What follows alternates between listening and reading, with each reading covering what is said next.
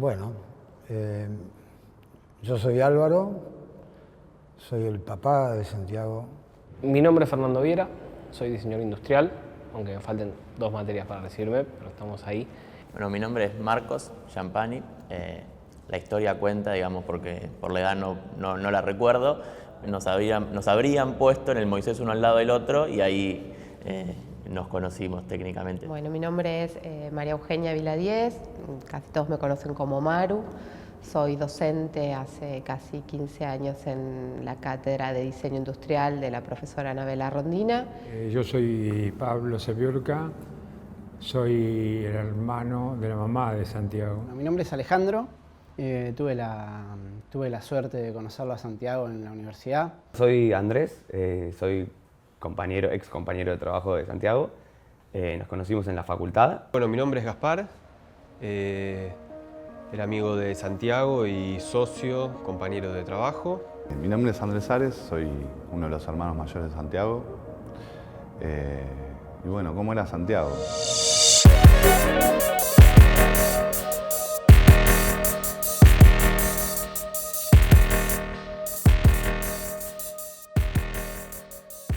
Yo creo que era una persona normal, porque no creo que haya héroes, pero que hacía cosas bastante anormales. Estaba interesado en otras cosas, o sea, tenía otra cultura en la cabeza. Tenía una cultura del hacer y del divertirse que no tenía que ver con lo vacío. Siempre estuvo comprometido en todo lo que hacía, en todo. Si era deporte, deporte, si era dibujar, dibujar, y si era escribir, escribir, y era estudiar, estudiar. No boludeaba, o sea, de verdad, era muy coherente desde muy chico y muy responsable. A mí me pasaba mucho con Santiago que él antes de comenzar esto, él me decía, en la facultad misma, me decía, nosotros vamos a tener un estudio, acordate lo que te digo, vamos a tener un estudio porque nos gusta mucho lo que hacemos. Vos lo veías y no era que buscaba llamar la atención o se la creyera. Para él lo que hacía era lo normal, lo que tenía que hacer cualquiera. En los años que yo estuve en un mismo taller con él, sucedía que las clases, en vez de terminar a las 11 de la noche, terminaban a las 12, a las 12:30, a la 1. De cualquier tema, él siempre lo llevaba hacia el lado ideológico, buscando generar debates y charlas con sus pares y con nosotros, con los docentes. La presencia de él siempre un poquito más fuerte, siempre un poquito más. No sé por qué, pero tenía esa particularidad. O sea, no por nada, siendo un pibe tan joven, hizo tantas cosas. O sea, no somos todos tan iguales y él era bastante diferente, bastante diferente. Mucho de esta mirada social de Santiago, de mirar siempre hacia afuera para ver qué era lo que faltaba, tenía que ver también con una falta personal, que era la de su salud, ¿no? Yo creo que entre eso y su madre, Laura, que era una persona socialmente comprometida y consciente, y lo fue desde joven, que tuvo amigos desaparecidos, que vivió la época más oscura del país. Él todo eso lo mamó de chico, y mi viejo también siempre fue un tipo muy solidario y muy de enseñarnos que lo que teníamos nosotros no lo tenía todo el mundo. Y era un pibe que pensaba en el futuro, que pensaba en los otros, mucho más que en sí mismo. Quizá era una manera de poder no pensar tanto en sí mismo y no condolerse. Ya fue especial desde que nació, en su atención, en la atención que había que darle. Y digamos que su vida fue tanto la de él como la de su mamá, digamos, muy, no digo terrible, pero sí bastante dramática, ¿no? Con respecto a enfermedades que no tienen cura, son todas con tratamientos, digamos. De chico tenía una enfermedad en la cual cada 20 días tenía que inyectarse, para decirlo mal y pronto, defensas para poder seguir, y en vez de que eso fuera un impedimento, no era un problema. Iba al hospital, jugaba con sus muñecos, y teníamos 6 años y seguía adelante.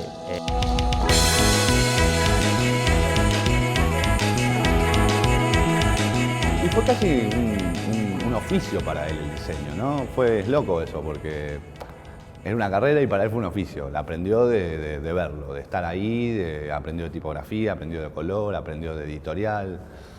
Y a los 10, 11 años ya era un diseñador.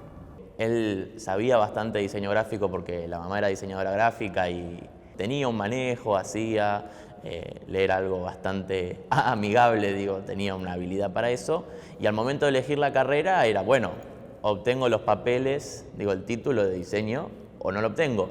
Y ahí es donde creo que se mete un poco el pensamiento o pensar lo nacional y el desarrollo, porque terminó eligiendo diseño industrial después de mucho indagar entre carreras más vinculadas a la ingeniería y todo, por, bueno, ¿qué es lo que necesita el desarrollo nacional? ¿Qué necesita un país para desarrollarse?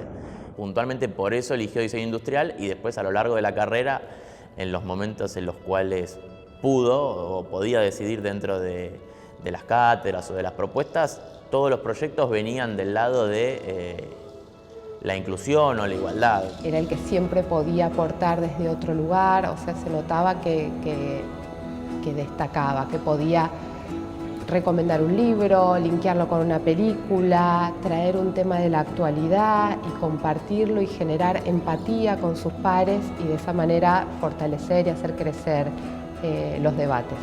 Yo noté, yo no, lo notaron todos, que él tenía una habilidad innata. Podía filtrar desde algo muy complejo hacia algo muy simple, como que todo el tiempo hace lo que hacen los analistas de sistemas. Todo el tiempo él puede filtrar y poner en pequeñas células e ir sacando ideas sencillas. Entonces, no sé, se plantea una problemática determinada y él escuchaba, paraba la oreja y te decía, no, es esto. Su método era dibujándolo, él entendía las cosas cuando podía dibujarlo, no el objeto, no necesariamente el objeto, sino la situación, la secuencia de uso, cuál era la problemática, o sea, desmaterializándola, reconceptualizándola en lo que le surgía más naturalmente, que era el dibujo.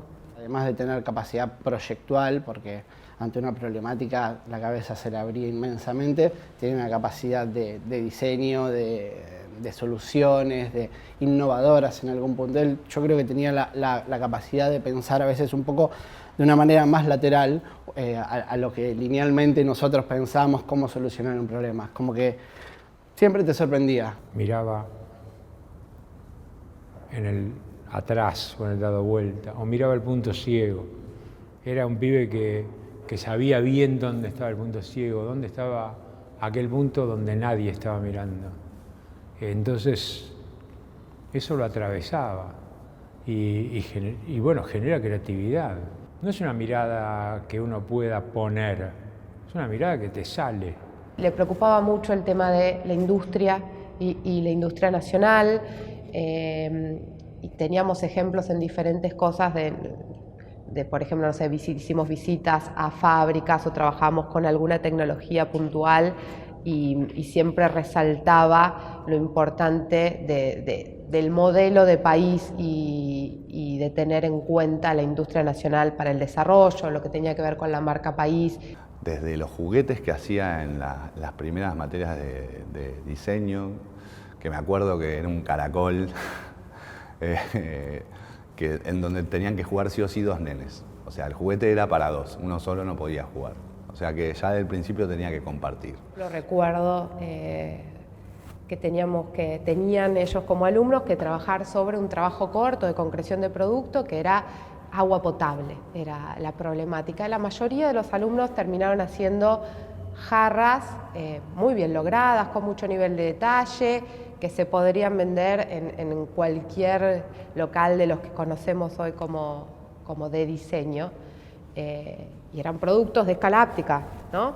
En cambio él quería hacer otra cosa, o sea, quería trabajar el agua potable desde pensar en qué lugares de nuestro país no hay agua potable. Uno de los primeros, me acuerdo, que era un potabilizador de agua para el Chaco, que tuviese elementos de producción nacional, que tuviese un filtro nacional, digo, todo pensándolo en poder producirlo en el país y que resolviera una problemática, no simplemente el diseño por lo estético o lo funcional, sino también que atendiera un problema.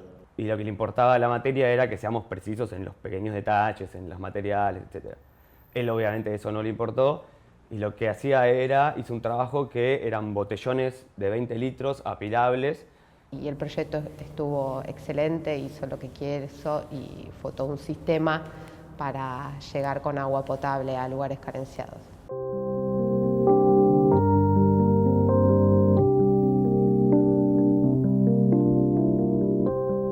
Nuestra carrera, la carrera de diseño industrial, es una carrera muy cara. Es necesario que en algunos puntos realicemos prototipos y eso encarece muchísimo la carrera.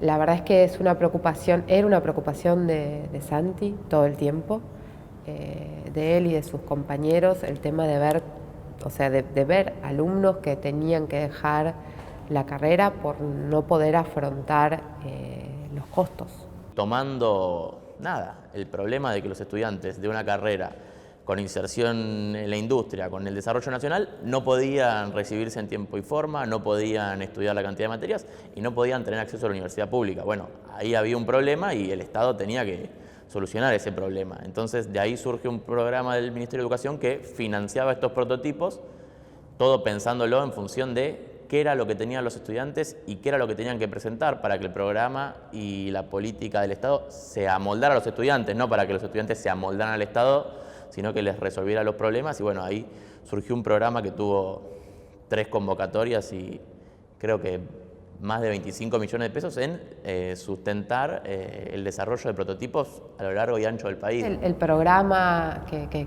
había implementado Nación y que sigue vigente hoy, sigue siendo muy interesante. Ganar derechos era hacer que el Estado sea cada vez más grande y que cada vez le dé más posibilidades a la gente para generar una sociedad mejor, más culta y con más capacidades de producción, de pensamiento.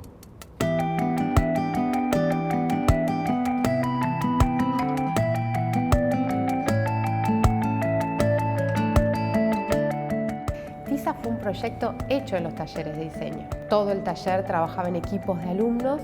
Me tocó trabajar con Santiago y con Fernando. La cátedra plantea realizar un trabajo de mobiliario para escuelas públicas. Me acuerdo que en este trabajo Santiago dijo cosas o puntualizó sobre algunas cuestiones a atender, a prestarle atención, como el mantenimiento, como el uso extendido. Y ahí es cuando planteamos el mobiliario de tiza hacerlo en chapa y en madera. Y lo que nosotros planteamos con la chapa es que se puede cortar fácil, plegar fácil y reemplazar fácil. Entonces siempre el aspecto social está ahí. Ante cada situación, ante cada problemática, que eso es algo que aprendí de él, ¿quién lo va a poder tener? Pero va a salir caro, pero se va a poder arreglar.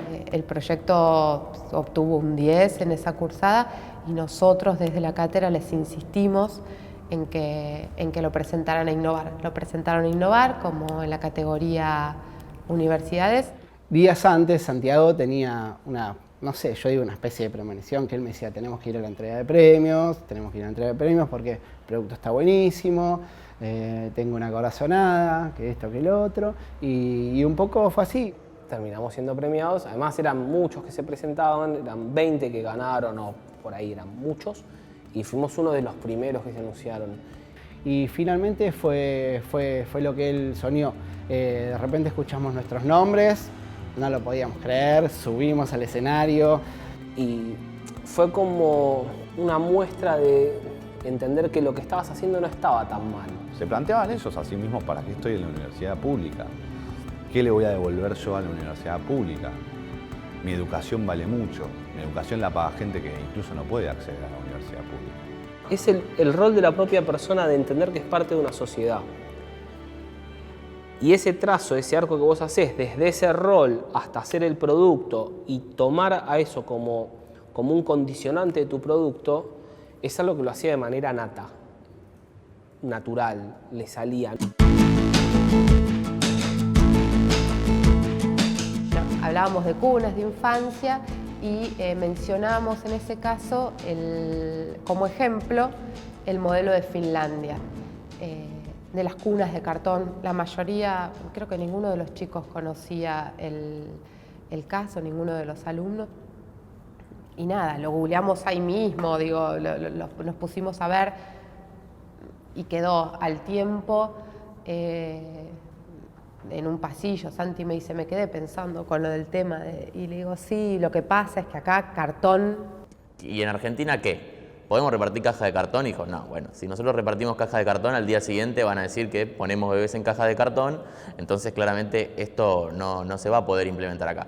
Pero bueno, ¿cuál es la vuelta de tuerca o qué podemos hacer para evitar la mortalidad infantil, principalmente el colecho y los problemas de madres que tienen a sus hijos en pisos de tierra en muchos lugares del país, para evitar esto y que sea una medida igualadora? El tema empezó con una clase donde él, digamos, recibe la información de que creo que el profesor dice, ¿ustedes saben cuál es el índice de mortalidad infantil en la Argentina y por qué motivo? Digamos que lo obvio, todo el mundo, la mayoría dijo, por desnutrición. Y no.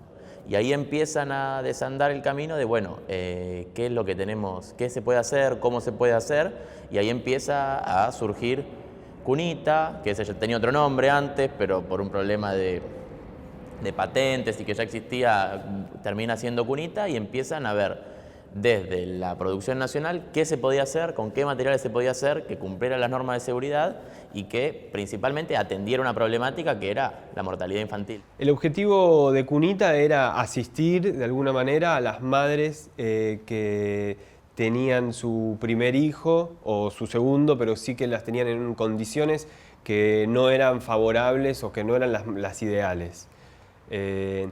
En ese contexto, además de proveerle los materiales, se instruía de qué era lo que empezaba a suceder ahora que empezaba la maternidad. Cuando empecé a ver lo que pasaba, que por ahí yo iba al estudio y los chicos me mostraban, te das cuenta de que verdaderamente era alguna envergadura muy grande y con un objetivo social demasiado claro. Fue como la parte más álgida de todas sus ganas de querer poner todo lo aprendido y capitalizado acá en su colegio, en todo, al servicio de una sociedad que es la que banca que todos nosotros estemos acá sentados.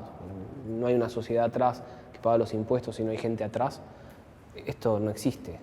A través de una guía de cuidados en donde se hablaba de los cambios del niño, de la madre y de los cuidados que hay que empezar a tener en la casa, en la vacunación, y cómo cuidar todo ese entorno para que un niño crezca sano y fuerte y cuidar de nuevos embarazos no deseados. También había un capítulo para prevenir y que incluía temas de sexualidad.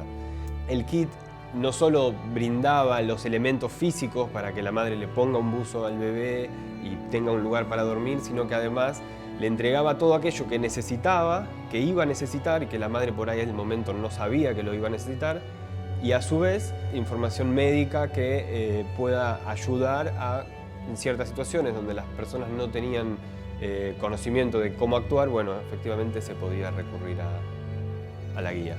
Ese producto, con todo el plan, bajó en un año el 2.5 de mortalidad infantil por colecho. Dicen que atrás de esos números hay chiquitos, ¿no? Y señoras que se murieron, menos, que hoy viven. Yo los visitaba en el estudio por hacer el seguimiento de TISA, que era por lo que habían cobrado el subsidio, y una tarde llego y me dicen, te tenemos que mostrar algo.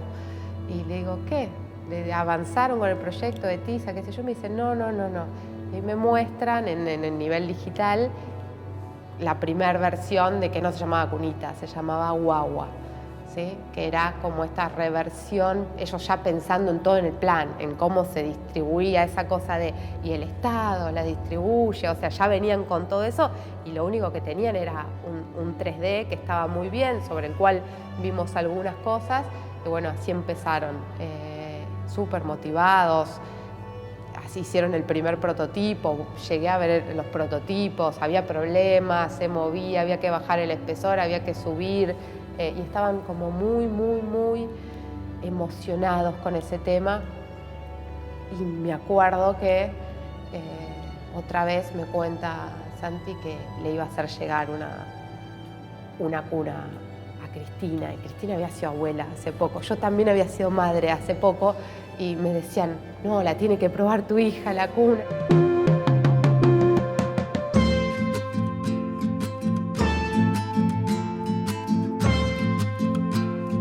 día que la va a ver a Cristina para presentarle la cuna, el prototipo final, me acuerdo que estuvo internado el día anterior y se sentía mal y no, digo, había tenido quimio, no estaba bien, no la estaba pasando bien, igualmente fue y esperó 8 horas sentado ahí hasta que ella volviera de Olivos en la Casa Rosada y estuvo con ella y le escribió una carta en esas 8 horas. Cuando ella se entera de que la enfermedad era grave, el día que lo vinieron a buscar, bueno, fue todo un movimiento, estaba re nervioso, no sabía qué hacer, lo vinieron a buscar, lo llevaron, fue a la Casa de Gobierno a buscar el kit, todo eso lo llevaron. Él escribió una carta antes donde les contaba por qué él había abrazado al peronismo y fundamentalmente a Néstor, ¿no? Entonces, bueno, en esa carta que yo no llegué a leer, me comentó simplemente porque la hizo, viste, no sé cuándo ni cómo, pero ya la hizo, la tenía ahí y la llevó y se la dio. La entrevista fue muy cálida, él quería ir con su grupo, aparentemente le dijeron que prefería que no, que había mucha gente, que prefería tener con él. Bueno, sus amigos obviamente le dijeron que vaya él. Fue él, muy emocionado, se lo ve en la foto, si lo podés ver, está recontra emocionado, muy cansado porque estaba con plena quimio, está muy hinchado, si ustedes lo ven, de los corticoides. No tenía, digamos, fuerzas para ir, pero como lo fueron a buscar y demás, bueno. Y bueno, ahí hizo la presentación, ella le decía cosas, incluso le hizo algunas correcciones, le dijo, no, acá tiene que haber un chichonero. Y le dije, el chichonero me lo bocharon en la facultad, no va más el chichonero, ¿no? Y se animó a decírselo. Bueno, fue muy gracioso todo, ella muy cálida porque ella se enteró ahí de la enfermedad, que era grave. No sé si le dijeron que se estaba por morir, pero que sí que estaba muy grave. Esta foto es de ese momento. La sacamos el día en el que se estaban llevando el primer prototipo entero. Bueno, que luego termina con un escrito de la presidenta muy lindo, que me gustaría leerlo, que dice: para Gaspar, Alejandro, Santiago y Andrés, que volcaron talento y mucho amor por los más necesitados, gracias con todo mi respeto y afecto. Perdón, con todo mi reconocimiento y afecto. Cristina Fernández. Me llamaron para decirme que se hacía, que a Cristina le había encantado, que iban a ver cómo lo implementaban, pero que la fabricación que era allá, que había que ver un montón de cosas.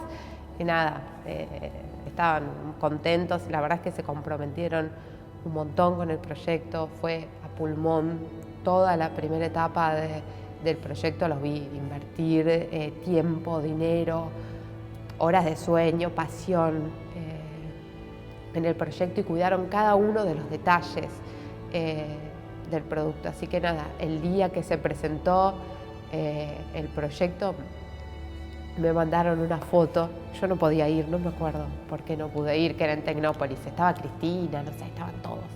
Y ellos iban todos juntos en una combi, me mandaban una foto, estaban Gaspar, estaba Andrés también, y Ale, y estaban, no sé, hablamos por teléfono, hablé en altavoz con los 4, estaban muy, muy emocionados. Fue muy lindo verlo tan colorido, tan armado sobre la mesa. Santiago estaba en un muy buen momento, muy alegre. Todavía teníamos esperanza de que la vida siga. Y fue un muy lindo momento grupal para Polenta, para el estudio, que nos sentimos muy contentos, sinceramente, de haber pasado y de haberlo compartido con él. El día que se presentó la cuna en Tecnópolis, ahí en creo que era el Duomo del Conocimiento, estaba en primera fila con los otros compañeros que hicieron también el prototipo, y cuando termina el acto, Cristina estaba arriba del escenario, le dice, subí, y había una valla del tamaño de estas mesas, y la saltó, digo, y no le costaba, se cansaba, digo, tenía toda la situación y agarró, y todavía no sabemos cómo, saltó la valla y se subió al escenario y estuvo. Fue muy emocionante llegar a ese momento, Cristina teniendo la cuna ahí, hablando de cada uno de los productos, y finalmente sobre el final del acto empezamos a caminar hacia el escenario y Santiago fue un poco más adelante, lo perdimos un poco, yo creo que un poco queriendo y un poco sin querer, y finalmente Santiago lo hacen pasar a través de la valla y sube y le entrega a Cristina una cuna en miniatura que habíamos preparado para ella. Él nos había comentado que le había dejado una carta. Esa carta que le había escrito a mano y se la había entregado en ese momento, contenía algo que luego a Santiago lo llamaron instantáneamente al salir de la reunión y le dijeron que Cristina se había emocionado mucho con su carta, que la había mandado a guardar en el Archivo Nacional de la Presidencia, no recuerdo bien cómo es el nombre, que solo ahí van las cosas muy importantes que la presidenta entiende que tienen que guardarse. Entonces, la presidencia luego de unos días le escribe a Santiago y le contesta esta carta que les voy a contar. Buenos Aires, 2 de junio de 2015. Querido Santiago, cada vez que recibo mensajes como el tuyo de jóvenes militantes tan comprometidos con el país y con este proyecto, me lleno de esperanzas porque creo que tenemos futuro. Además, tu historia profesional refuerza mi convicción de que estamos en el camino correcto. Cada vez más jóvenes pueden emprender el camino de una carrera universitaria y lo que creo que es importante, se les presentan posibilidades reales de emprender y crecer profesionalmente. Esto es lo que le da fuerzas para seguir adelante, formulando políticas de inclusión para que muchos jóvenes puedan estudiar. Por lo que más valoro de lo que me contás es que han encarado este proyecto no solo como un desafío profesional, sino pensando en el otro, sobre profundos valores solidarios. Y esta es la manera de transformar. Lo de Cunita es maravilloso. Por último, y con referencia a tu salud, te deseo de todo corazón que te repongas pronto. Mucha fuerza porque te necesitamos.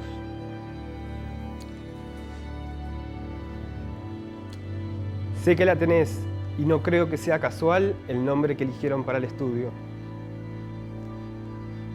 Perdón, Muchas gracias por tus palabras y te deseo a vos y a tus compañeros todos los éxitos en este emprendimiento. Bueno, esa es la carta que recibimos.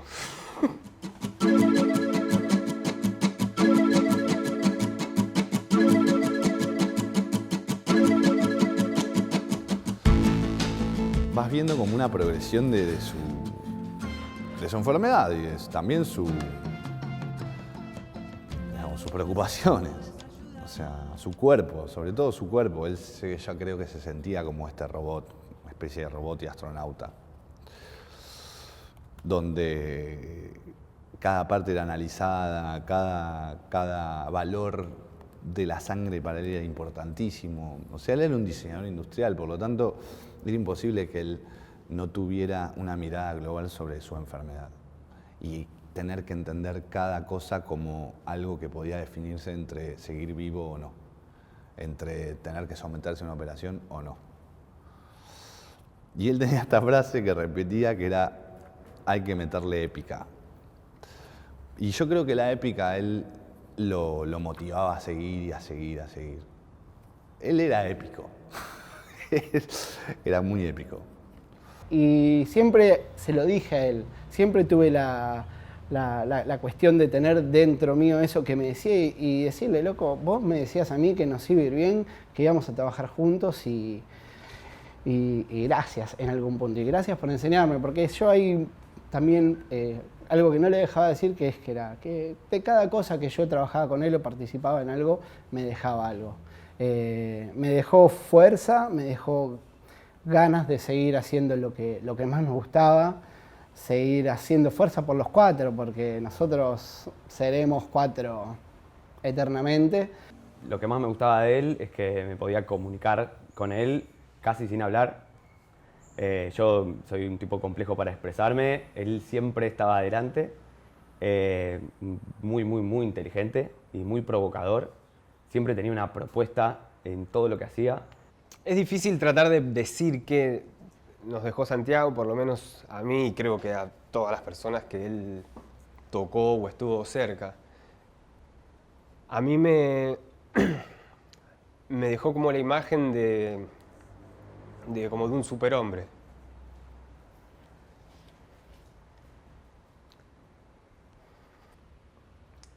Que siendo muy joven hizo muchísimo. Pero no solo hizo, hacía muy bien. Y eso a mí me llenó de fascinación porque era un amigo, un compañero, pero además era alguien que era como un hermano menor también, porque yo le llevaba 6 años a Santiago, 7, era como, yo no conocía gente tanto más chica que yo que frente a la que yo pueda estar tan admirado. Vivió muchos mundos y muchas vidas en su corta vida y tenía un mundo interior muy fuerte y tenía una vocación enorme de vivir. Él, en el fondo, sabía que tenía infinitos recursos, pero tiempo limitado. Siempre creo que fue el mejor alumno que tuve hasta ahora, pero en contraposición suelo creer que, o pensar que, no sé si le pude enseñar algo. Digo, es esos chicos que te llenaban el aula, o sea, hacían la diferencia, la marcaban, podían compartir lo que sentían y lo que pensaban con los otros y motivar a sus pares. Él le dejó algo a todos, además. Él se fue dejándole algo a todos. Él hasta se ocupó de eso. Se ocupó de decir, bueno, yo me voy, pero no se preocupen que les dejo esto. Siempre decimos, ¿qué es lo que estaría haciendo Santi en este momento? ¿Qué disparador estaría buscando Santi? ¿En qué rincón estaría escarbando? Y bueno, hacemos lo posible para que su llama siga viva. Se te acercan un montón de personas, un montón de gente, todos los días te acerca gente. El tema es el que se te acerca y te transforma, el que se te acerca y te cambia algo para bien. Y el tipo tenía la particularidad de hinchar las bolas y cambiarte en todo y agitarte en todo lo que vos creías que era preestablecido así, y él venía y te decía, ¿y si esto no es así? El que afloja pierde le sirvió para su enfermedad, el que afloja pierde le sirvió para todo en la vida. Eso era como un estigma que estaba en su frente y dentro de él, y era el que afloja pierde. No podías más que quererlo y reírte con él.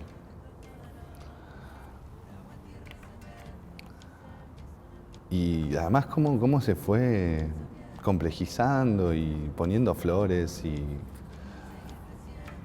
hasta el final, que fue el último dibujo que hizo. A él le encantaba volver al futuro, porque creo que un poco siempre intentaba como volver al pasado y cambiar las cosas. Y el último dibujo que hizo, que lo vi después de que falleció, fue que es una referencia a Martin McFly con su tabla de skate, argentinizado y viajando en el tiempo.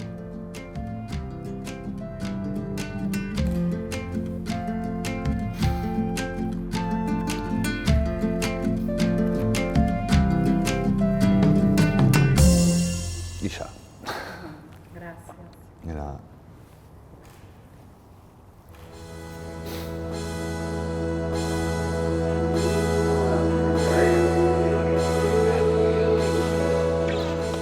Desde que naciste lo superaste todo. Y no me voy a extender en tus logros, porque todos los conocemos.